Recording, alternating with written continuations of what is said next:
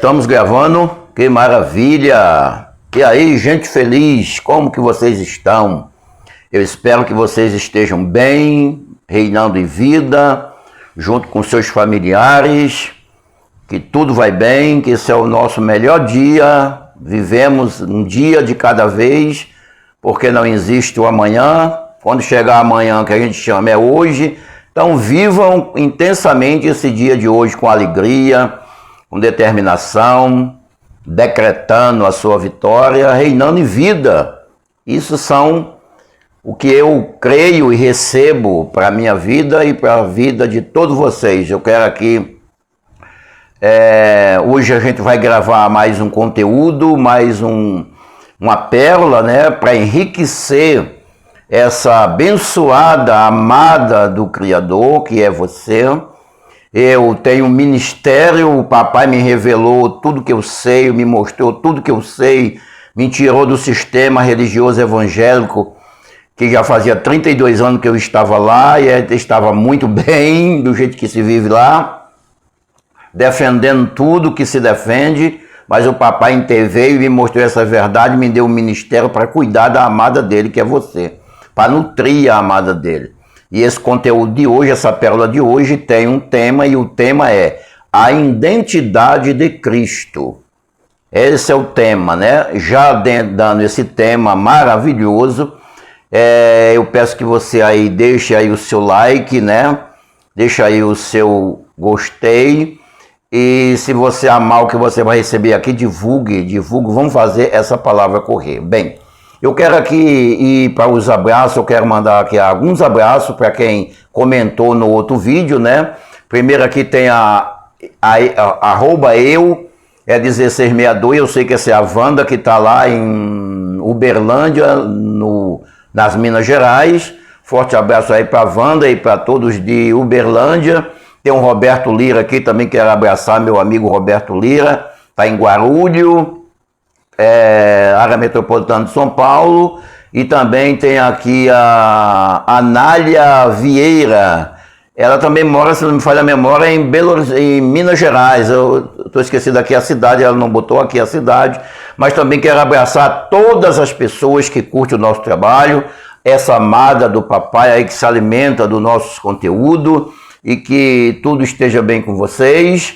Eu sou o J. Fernandes, estou em Jaboatão dos Guararapes para o Brasil e o mundo através desse aplicativo maravilhoso que é o YouTube. Se sintam amados, se sintam abraçados. Hoje é terça-feira, dia 2/6/26, estamos às 9 horas da manhã. Vamos lá, vamos para esse conteúdo extraordinário. Eu peço que você, se você quiser aí abrir a sua Bíblia aí, se você tem a Bíblia, abra ela, anote os versículos para você crescer, porque eu estou aqui para te defender com a palavra, te defender das acusações desses que dizem ser pastor, mas não são, não é eu que digo, foi o próprio Jesus de Nazaré que disse isso, né? O Yahshua que falou isso, não são pastores, são mercenários, né, que acusa você, faz medo à amada do papai para sujeitá-la e dominá-la, escravizá-la e tirar, na maioria das vezes, tudo que ela tem e até a paz. Mas vamos lá, eu estou aqui para te defender na palavra. Então, presta bem atenção na palavra, a identidade de Cristo. Vamos começar aí com o profeta Isaías. Vamos começar com o profeta Isaías, lá no seu livro, né? No capítulo 9, o versículo é o 6, que diz assim, olha o que ele diz assim: porque um menino nos nasceu. Ele estava falando isso 700 anos aproximadamente antes do nascimento. Porque um menino nos nasceu, um filho se nos deu, e o principado está sobre os seus ombros. Para aqui, para eu tirar já esse terror aí da amada. Principado no sistema religioso evangélico é demônio. Aí quando fala em principado, aí as pessoas tremem nas bases porque diz que é uma legião de demônio para destruir tudo que a pessoa tem se ele não der o dízimo. Principado vem uma palavra aplicada pelos judeus que vem de príncipe. O domínio estava sobre ele. Entende? O principado está sobre os seus ombros, ou seja, ele é um príncipe, ele tem o domínio, ele tem o poder, ele veio reger, ele veio mandar, ele veio fazer acontecer, porque ele é o cara, vamos dizer assim. Mas o sistema entende isso como demônios.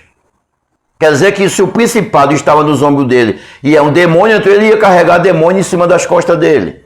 Eu pergunto a você, abençoado, faz sentido isso? Claro que não, né? Aí diz assim, e se chamará o seu nome maravilhoso. Ele não é maravilhoso? Conselheiro, Deus forte, Pai da eternidade, Príncipe da paz. Essa é a identidade do Nazareno, a verdadeira identidade dele. Quem, na verdade, seria esse menino que nasceu, que nos foi dado? Não foi dado para eu e para você, foi dado para aquele povo lá. Quem era esse menino? Uma maravilha de conselheiro. Porque esse conselheiro maravilhoso, na verdade, era o Criador, Deus forte, o Pai da eternidade, o Príncipe da paz. Essa é a verdadeira identidade dele. Entende isso? Vamos crescer. Aqui está, na verdade, a identidade de Cristo. Deus forte, Pai de eternidade. Isaías não sabia o nome material dele. Isaías ainda não sabia como ele ia se chamar fisicamente.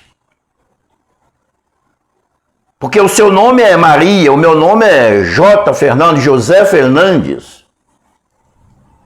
Mas isso é um nome material. Esse é o nome do menino que nasceu da dona Severina. Mas a minha verdadeira identidade, a sua verdadeira identidade, você vai ficar sabendo daqui a pouco. Veja o que Lucas diz agora. Isaías não sabia. Isaías falou assim, olha, ele é um conselheiro maravilhoso. Esse menino vai aconselhar de um jeito maravilhoso. Esse ninho é wonderful, maravilhoso.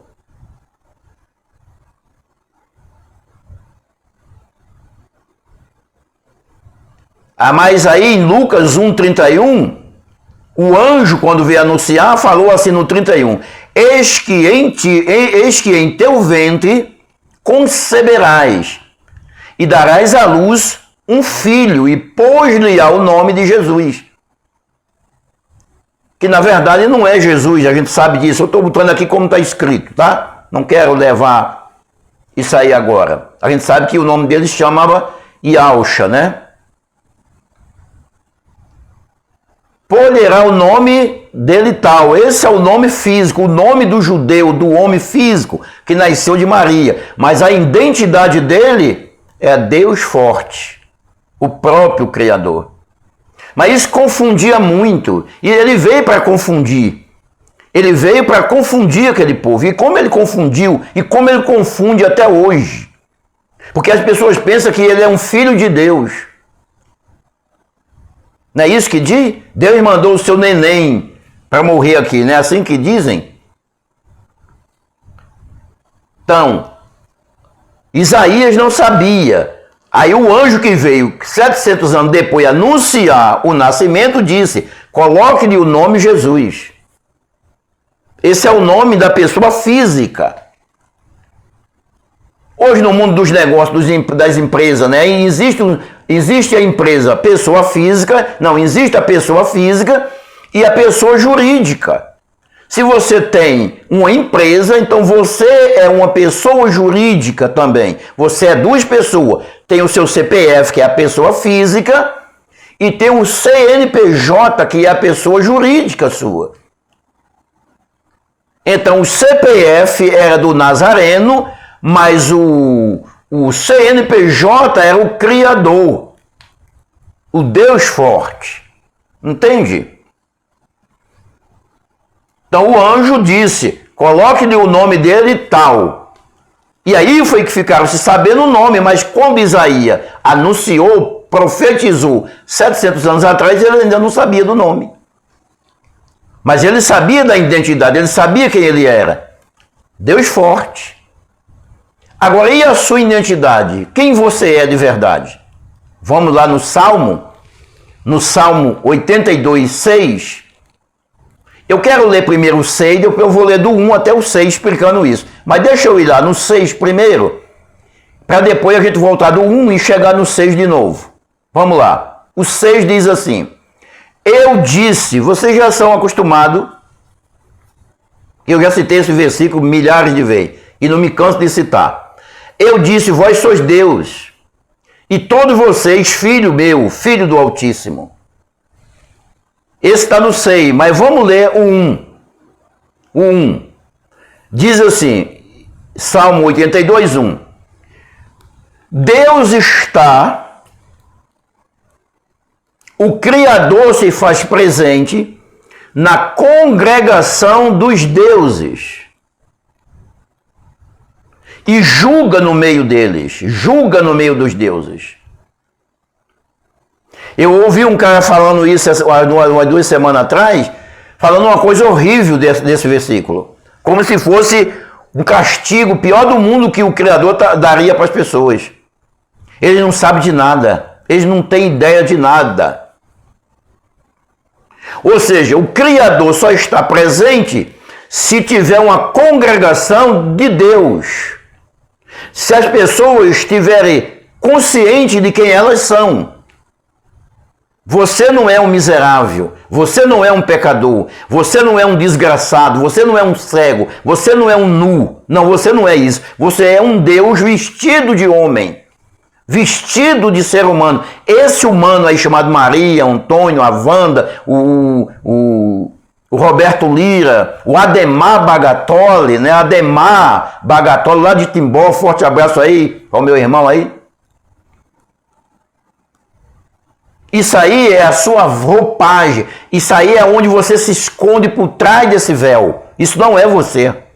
Você é um Deus. Eles não querem que você saiba, eles querem que você imagine que você é um miserável, um desgraçado e que precisa de óleo na testa.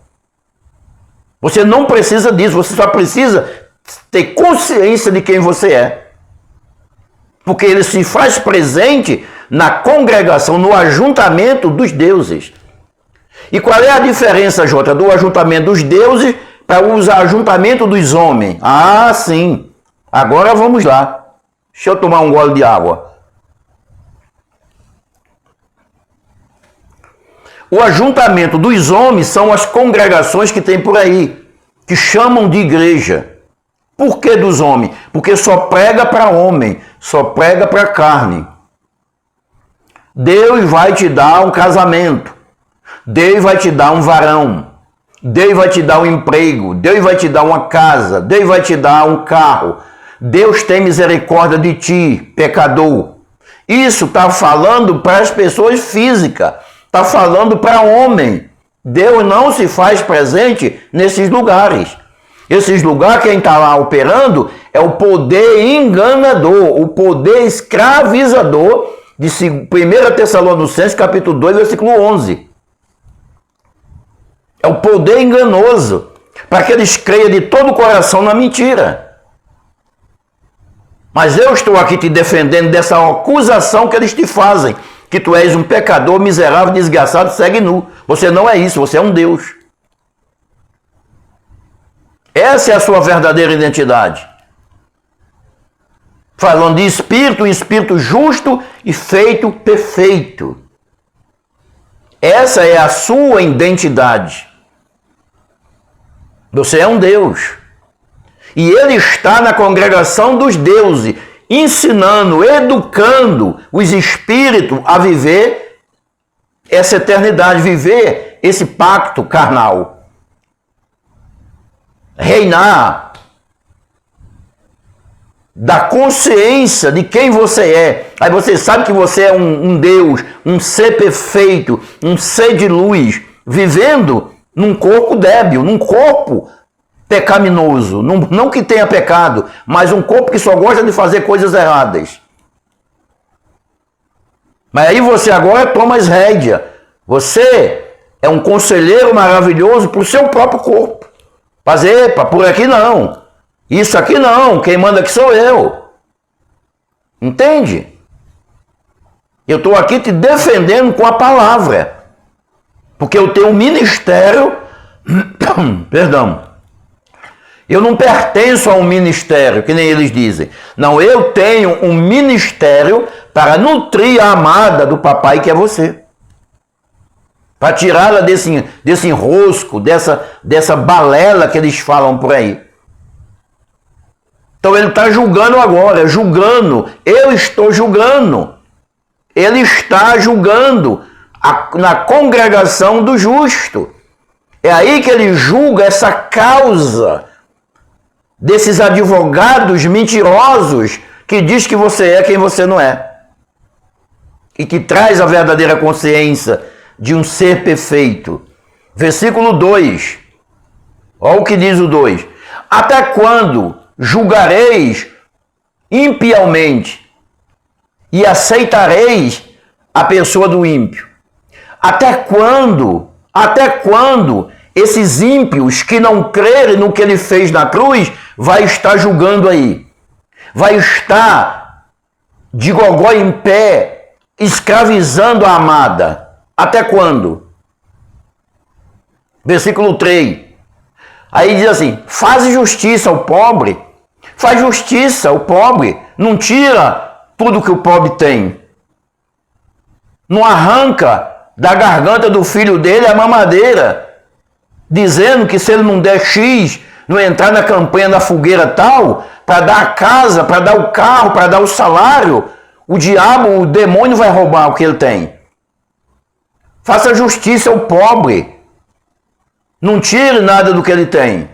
Fazer justiça ao pobre e ao órfão. Justificai o aflito e o necessitado. Justifique ele. Eu estou aqui justificando. Tu és um ser justo, perfeito, justificado e glorificado. Tu já estás vestido de glória. Tu já estás, tu não estás mais nu.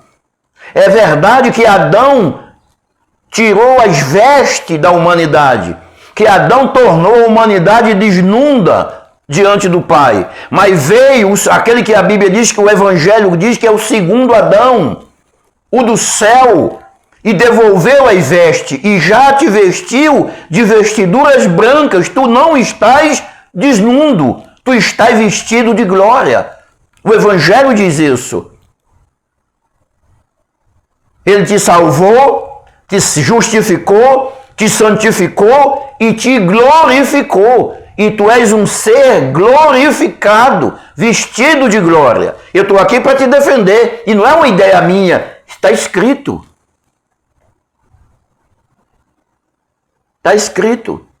Então aqui eu estou fazendo justiça, estou trazendo a justificação ao aflito, ao necessitado, ao pobre, porque um dia foi revelado a João lá no Apocalipse dizendo, tu diz que és pobre, mas eu te digo, tu és rico, tu és dono de tudo, mas tu não tens ciência disso. Aí tu fica mendigando como se não tivesse nada, sendo dono de tudo. Eu estou aqui para defender a amada do papai. Vamos lá? Essa é a ordem, é tirar esses ímpios, esses que se dizem pastor, do trono que eles estão, oprimindo a amada, reinando impiamente, julgando impiamente, criando terror para a amada, criando medo para ela.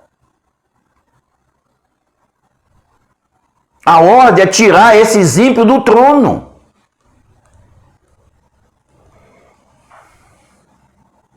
Precisamos desacreditar esses ímpios diante do nosso país. Precisamos tapar a boca dessa geração terrível, ímpia, que coloca fardo, que coloca peso, que pregam que Deus derrubou a barreira da separação, mas eles levantaram essa barreira de novo. Que Cristo rompeu o véu, mas eles costuraram de volta. Porque eles dizem que eles têm acesso a Deus para te beneficiar. Isso são lobos devoradores. É claro que a maioria, talvez 90% ou mais, são vítimas desse sistema maldito, esse sistema religioso. Mas muitos entendem isso. Só não entendem claramente como eu. Mas eles sabem que isso que eles falam não é real. Aí diz assim no 4, livrai o pobre e o necessitado, tirai-o das mãos dos ímpios. Vamos tirar essa geração aí escravizada das mãos desses que escravizam. Essa é a ordem para quem tem um ministério defensor da amada. Para nutrir a amada com a verdade, com a justiça que foi feita na cruz. Versículo 5, Salmo 82, né?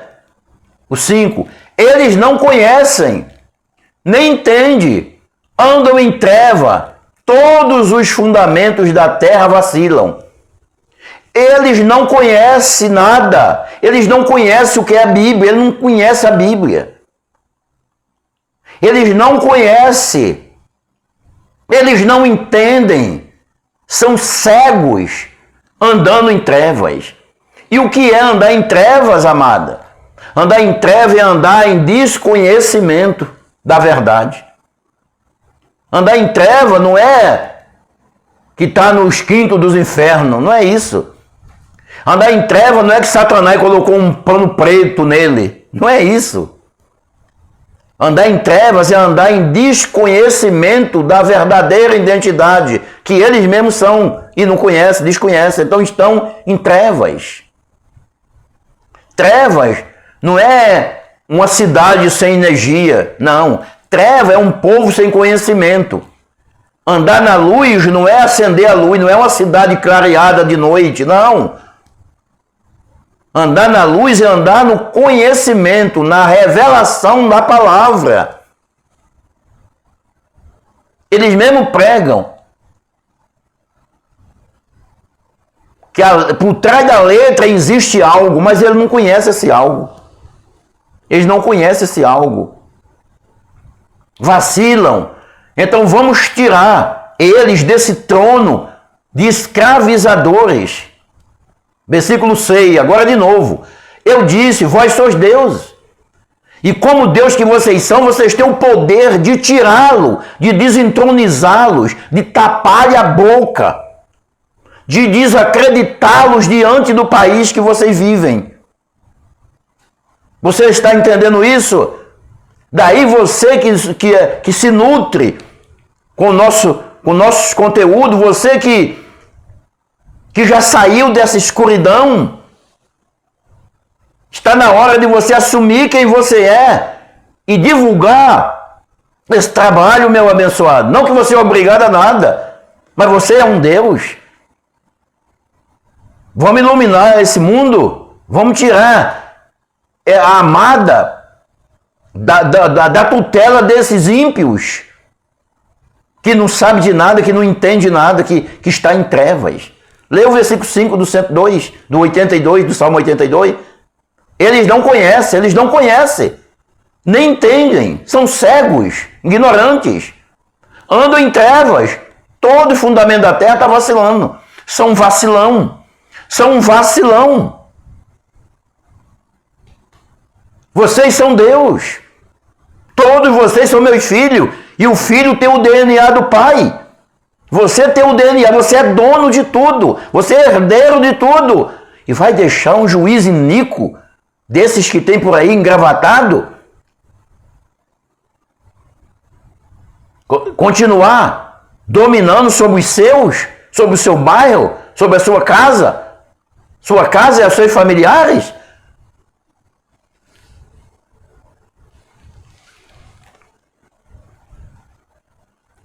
Jesus os confundiam, mas chegou a hora de falarmos abertamente. Jesus confundia eles, claro. Porque precisava ser confundido mesmo. Precisava ser confundidos. Mas agora precisamos assumir.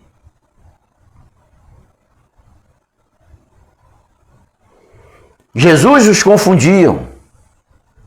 Todos pensávamos que Jesus era filho de Deus. Eles pensam que Jesus é um filho de Deus. Deus mandou aqui o seu filho morrer por nós. Isso é uma mentira.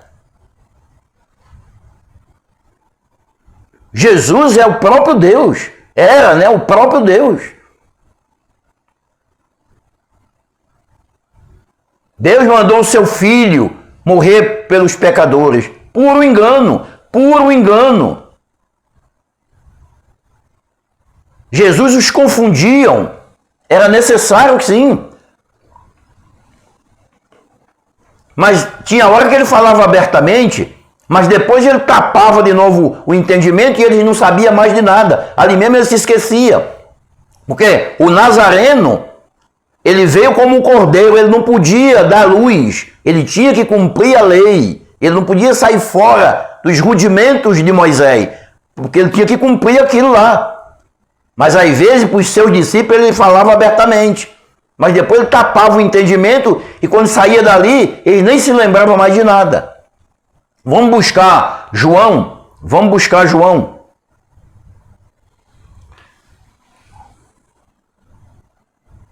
João 14.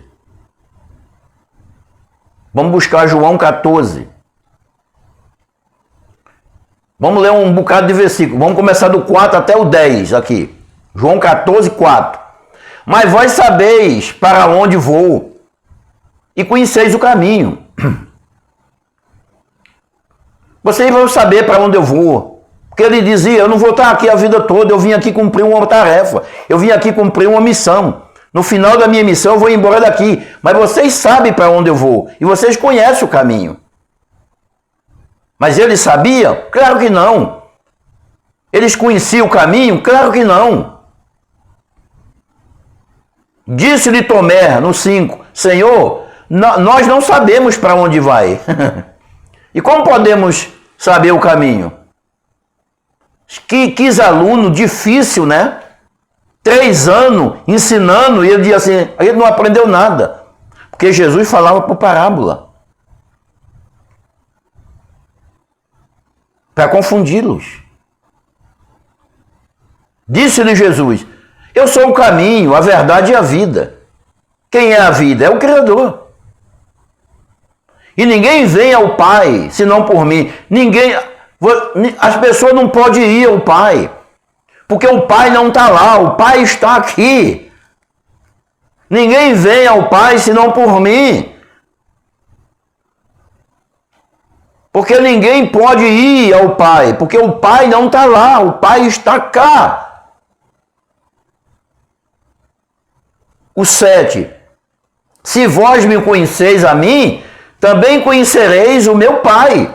E já desde agora o conheceis e o tendes visto. Mas ele não tinha olhos para ver além do véu. Quando eu digo que aquele pacto do evangelho da incircuncisão, que chamam de graça, não é somente uma sã doutrina, a sã palavra. Claro que é a sã palavra, mas não somente. Também é uma ciência, a ciência do Criador tratando com os homens. Para que eu possa enxergar além do véu. Para que eu possa te ver dentro desse corpito aí, atravessar o teu véu e ver quem tu és. Perdão. Tu és um ser perfeito. Tu és um ser de luz. Tu és um ser imortal. Porque eu atravesso o teu véu Mas eles não tinham essa ciência reinando dentro delas ainda, viva dentro delas. Então ele só via a carne, ele parava na roupa, ele não ia além da roupa. Lembra quando Yahshua uma vez disse: Filipe, antes que alguém te encontrasse debaixo da árvore, eu te vi. Porque eu posso ver além dos meus olhos físicos.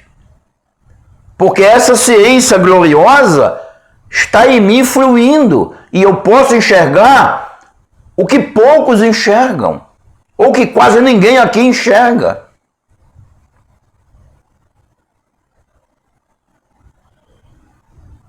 Se vós me conhecessem a mim, também vocês conheceriam meu Pai. Mas o problema é que vocês não me conhecem. Vocês não sabem quem eu sou. E até hoje eles não sabem. Porque ele diz assim: ele é o neném de Deus.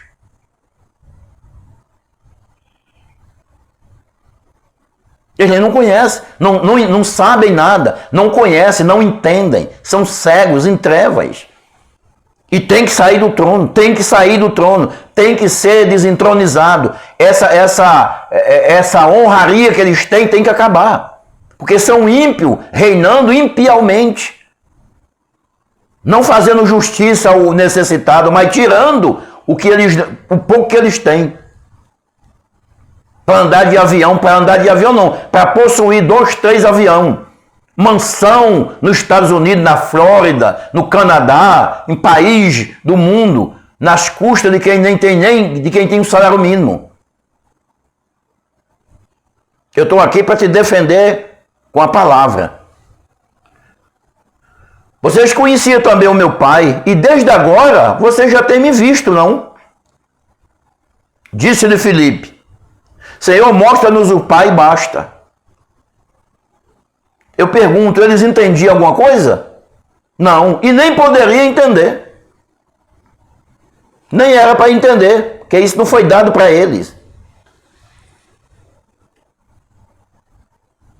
Ele estava falando abertamente agora. Só que depois fechava os olhos dele e eles, quando saíram dali, não lembravam mais de bufufas. Versículo 9. Disse-lhe Jesus: estou há tanto tempo convosco e não me tendes conhecido, Filipe? Quem me vê a mim, vê o Pai. E como dizes tu, mostra-me o Pai?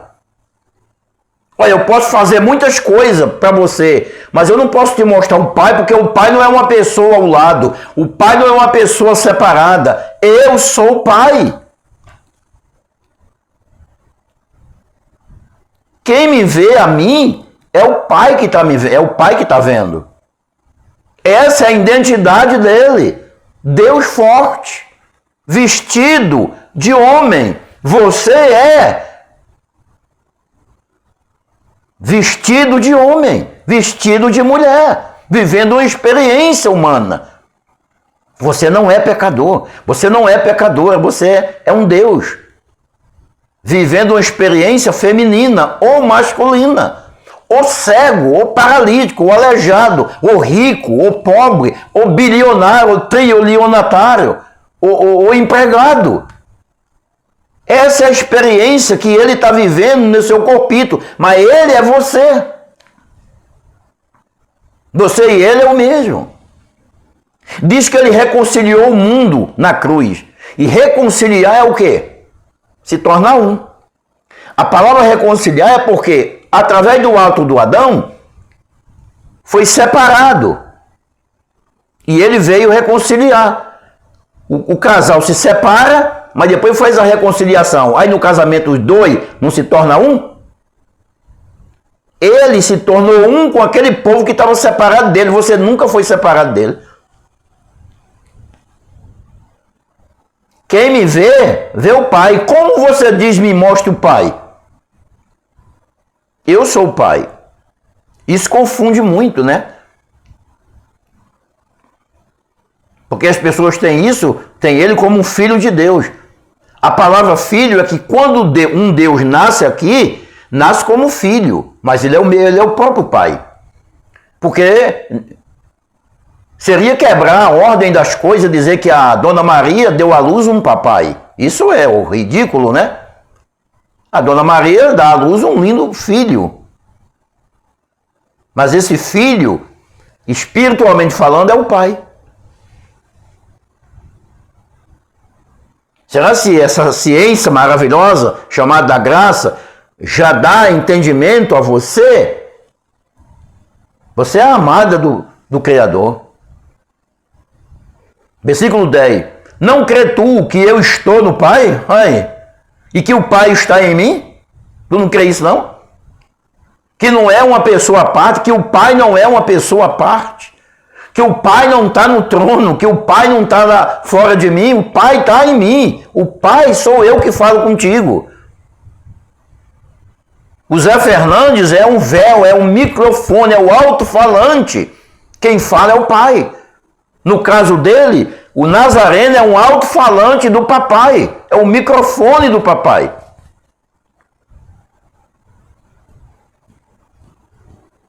Que o Pai está em mim, e as palavras que eu digo, não as digo de mim, é o Pai dizendo, é o Pai, mas o Pai que está em mim. As palavras que estão saindo da minha boca não é minha, é do Pai que está em mim. Então eu e o Pai somos um.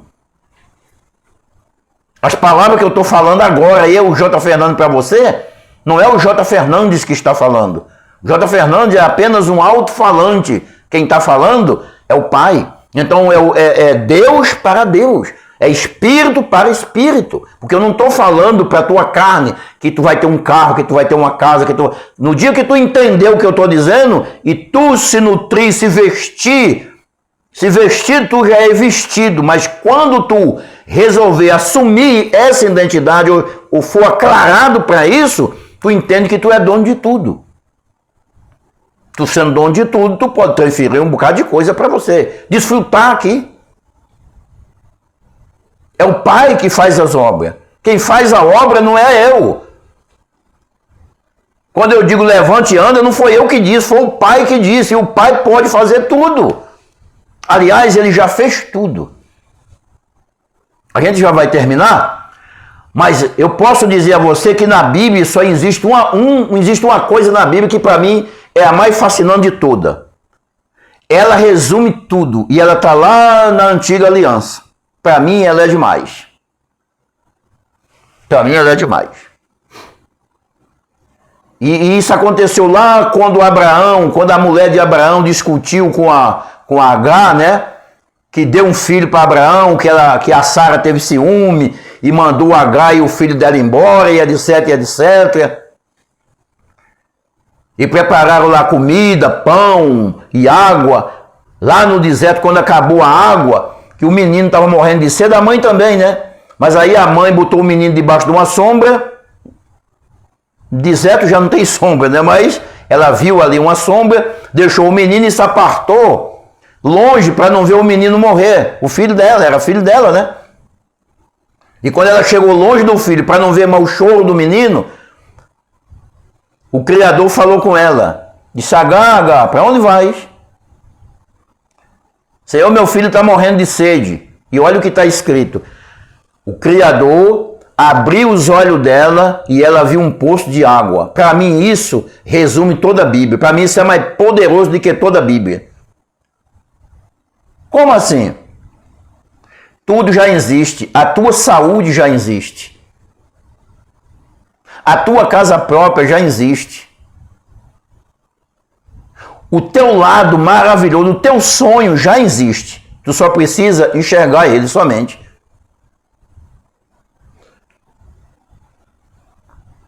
Ninguém cavou um poço ali. O poço já existia.